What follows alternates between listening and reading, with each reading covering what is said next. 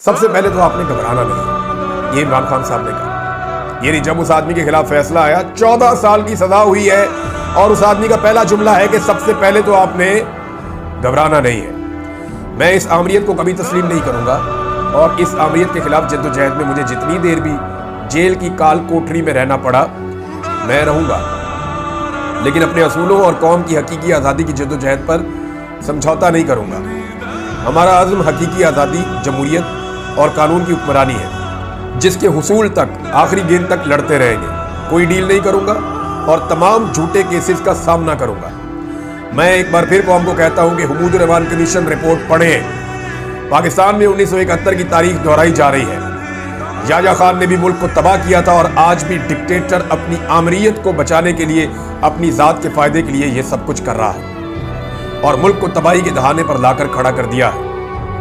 आज अलकादर ट्रस्ट के काले फैसले के बाद अदलिया ने अपनी साख मजीद तबाह कर दी है। जो जज आमरीत को सपोर्ट करता है और इशारों पर चलता है उसे नवाजा जाता है। जिन जजेस के नाम इस्लामाबाद हाई कोर्ट के लिए भेजे गए उनका वाहिद मेरिट मेरे खिलाफ फैसले देना है।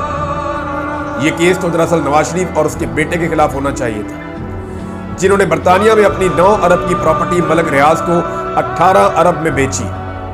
सवाल तो यह होना चाहिए कि उनके पास 9 अरब कहां से आए। पनामा में इनसे जो रसीदें मांगी गई वो आज तक नहीं दी गई। काजी फायद ईसा के साथ मिलकर हुदैबिया पेपर मिल्स में अरबों रुपए की मनी लॉन्ड्रिंग माफ करवाई गई।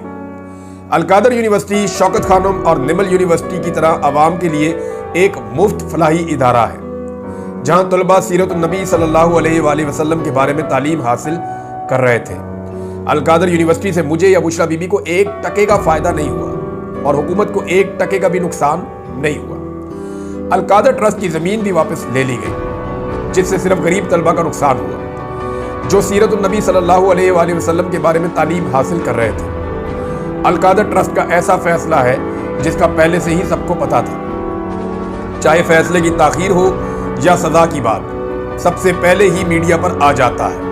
अदालती तारीख में ऐसा मजाक कभी नहीं देखा गया। जिसने फैसला जज को लिखकर भेजा है उसी ने मीडिया को भी लीक किया है।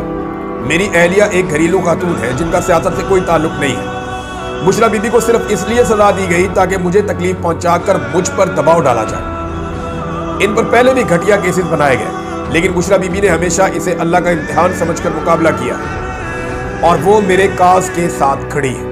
मुज़ाकरात में अगर 9 मई और 26 नवंबर पर जुडिशल कमीशन बनाने पर कोई पेशरफ नहीं होती तो वक्त ज़ाया करने की कोई फायदा नहीं है।